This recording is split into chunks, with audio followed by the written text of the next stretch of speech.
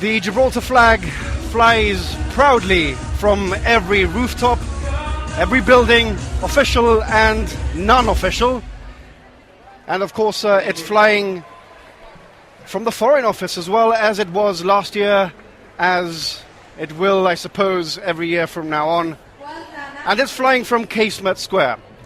You were Gibraltar's first Civic mayor, and of course you took part in the National Day celebrations that year when there was a Civic celebration for the first time.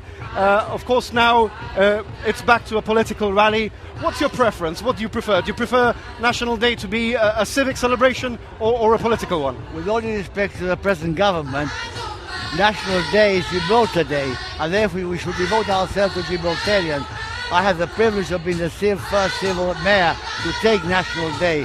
When I came on that balcony and I saw 4,000 people, the first thing I said, "Hear, O Israel, the Lord is our God."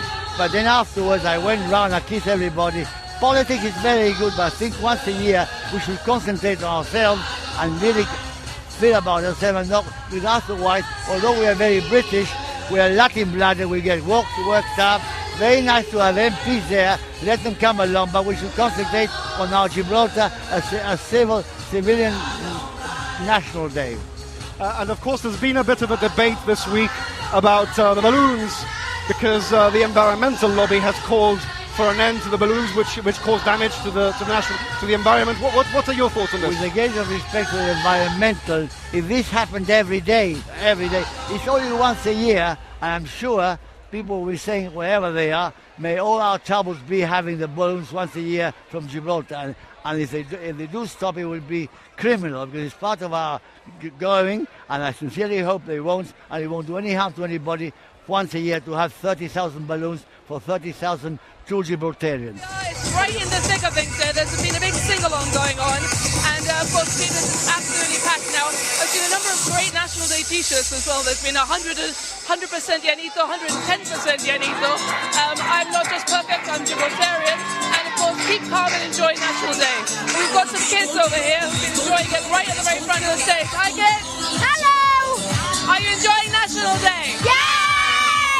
What's your favourite bit? And the balloon! Are you looking forward to that? Are you enjoying the music? You've been doing the sing-along? Yes! What are you doing later? Beach! Going to the beach? Which beach? Eastern! Eastern. And have you been enjoying National Day as well? Yeah, fantastic National Day! Right here at the front! Right here at the front! Can hear you. Right here by the stage. What are you doing later today? What's your plan?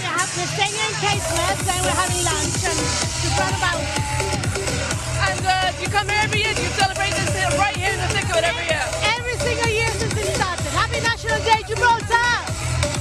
And of course we've got some more kids over here. Hi kids, enjoying National Day? Yes! What's your favourite part of the day? Dancing! Dancing! Are you here with your friends, your family? Family! Bit of everything, no? And what's your plans for later? What are you going to be getting up to? Lunch! The anchors! And The anchors! And into the beach. Yeah? And oh wow, so many people here. I'm very pleased and honoured to call upon the release of the balloons, and in doing so, to wish all of you a very happy and memorable National Day. Thank you. Now release the balloons.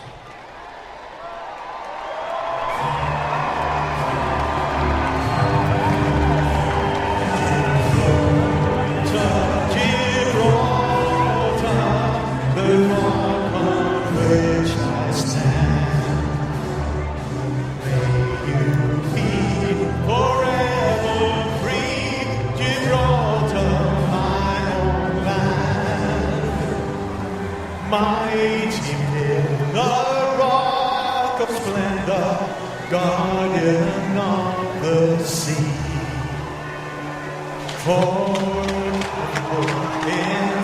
Entirely rich in history.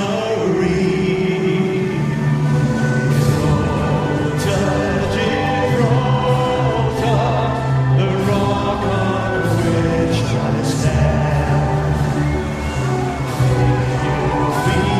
Forever free.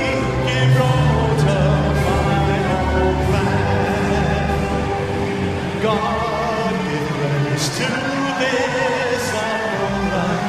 Help us to live on. Strong in freedom, true justice. Always be our song. Everybody!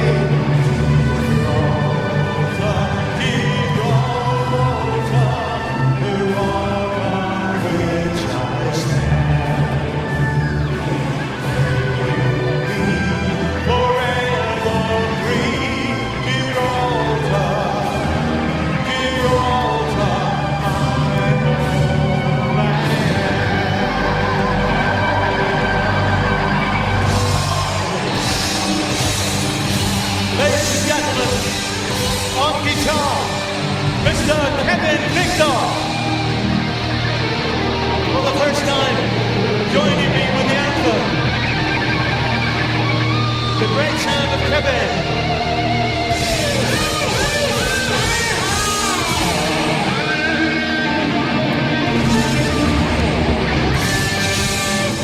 Thank you very much. Enjoy the rest of the day. Have a good day. Thank you.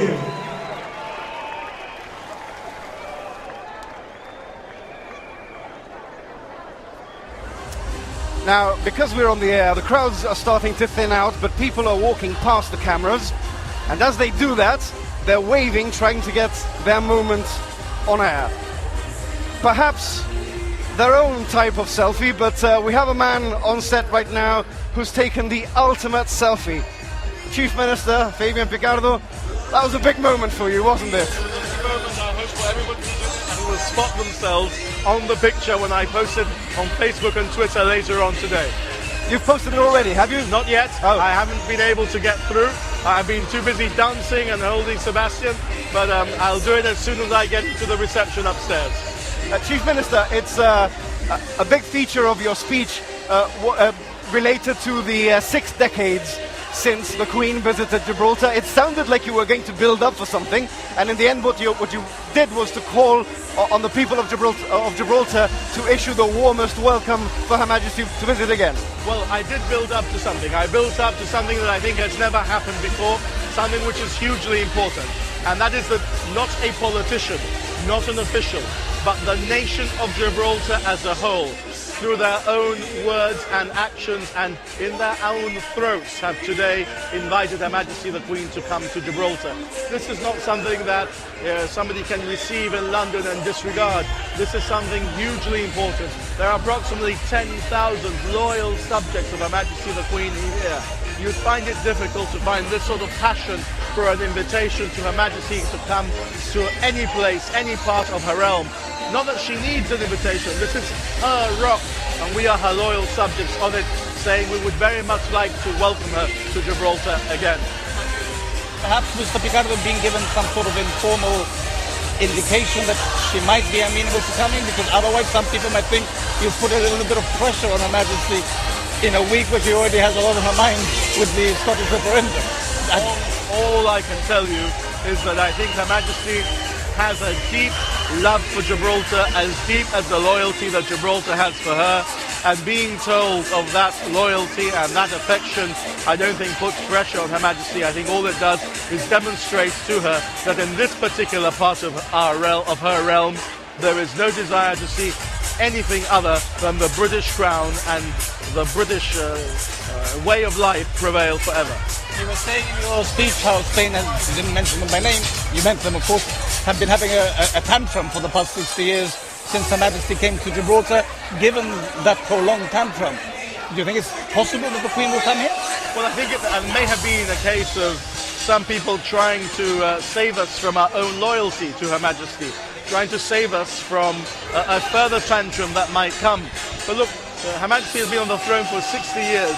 She has been to most parts of her realm more than once, not all of them. This is one of those that has a deep desire to see her return. We are very loyal British subjects. Every royal visit we have had has resulted in a huge outpouring of affection for the British crown, for Her Majesty in particular. So I think the demonstration of that today is a very positive and long overdue thing. Okay, and you'll be going to the United Nations, of course, again in October, in about a month or even less than that. Is our message getting across there? Do you think that that's where, of course, we have to force to, if it need be, to take us off the list of non-self-governing territories? Well, let me put it to you this way. What progress has Spain made at the United Nations since the 1960s? The answer is none. And therefore, it may be that all we have achieved is to prevent her from making progress. If we had not gone to the United Nations, and as you know, my party's view is that we must go to both the June session of the Committee of 24 and the October sessions of the 4th Committee of the General Assembly, then she might have made progress. Well, we have not yet secured our decolonization, but this is only a road with one direction of travel on it. We are ensuring that Spain makes no progress, and we are taking steps to ensure that we ourselves make progress in the future by continuing to attend and advocate for our cause.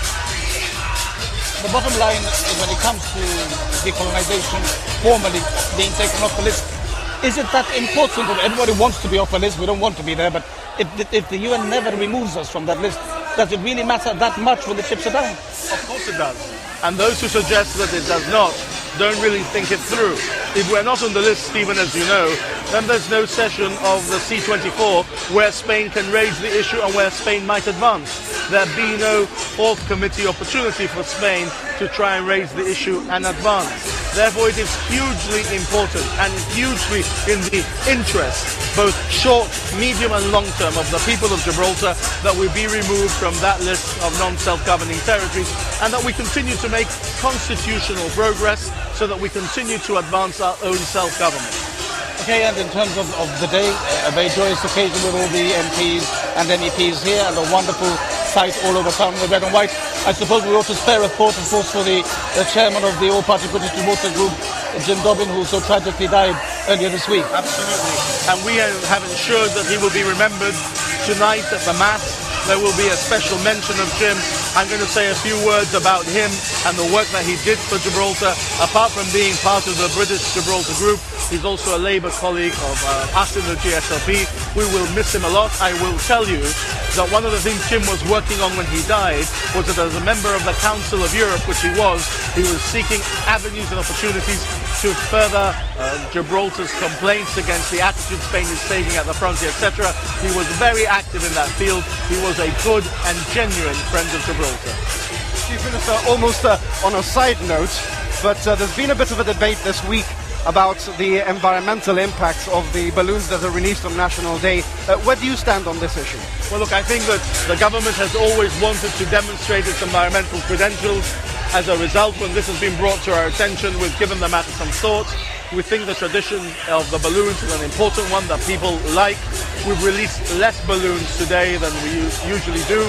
We're going to ensure that next year we see whether it is possible to release different types of balloons that don't create the environmental problem.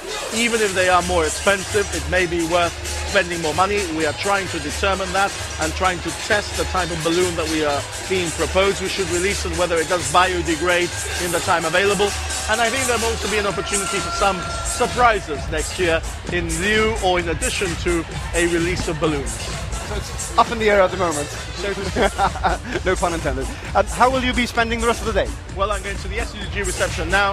I'm having a meal with the family. Then Sebastian will probably spend some time with some of his younger relatives so that he can go for a swim, whilst I continue with the duties of Chief Minister of the day, which is to try and see as many Gibraltarians enjoying themselves on this sun-kissed, beautiful Gibraltarian National Day 2014. Chief Minister, enjoy the rest of your day, and thank you very much for joining us on set. Thank you very much for the work you do on National Day. People don't realise that you are not out there enjoying yourselves. You're working to ensure people at home can also enjoy what we're doing here. Happy National Day to all the